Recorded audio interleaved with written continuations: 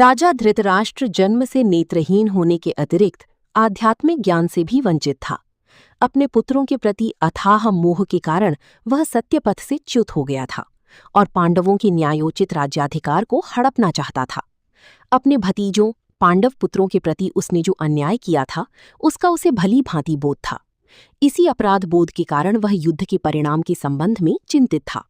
इसलिए धृतराष्ट्र संजय से कुरुक्षेत्र की युद्ध भूमि जहां युद्ध होने वाला था की घटनाओं के संबंध में जानकारी ले रहा था।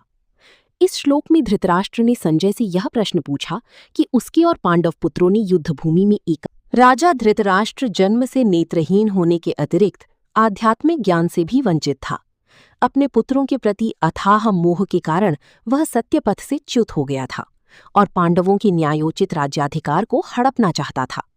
अपने भतीजों पांडव पुत्रों के प्रति उसने जो अन्याय किया था उसका उसे भली भांति बोध था। इसी अपराध बोध के कारण वह युद्ध के परिणाम के संबंध में चिंतित था। इसलिए धृतराष्ट्र संजय से कुरुक्षेत्र की युद्ध भूमि जहां युद्ध होने वाला था की घटनाओं के संबंध में जानकारी ले रहा था।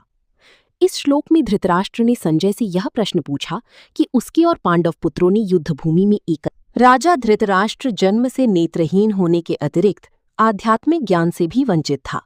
अपने पुत्रों के प्रति अथाह मोह के कारण वह सत्यपथ से च्युत हो गया था और पांडवों के न्यायोचित राज्याधिकार को हड़पना चाहता था।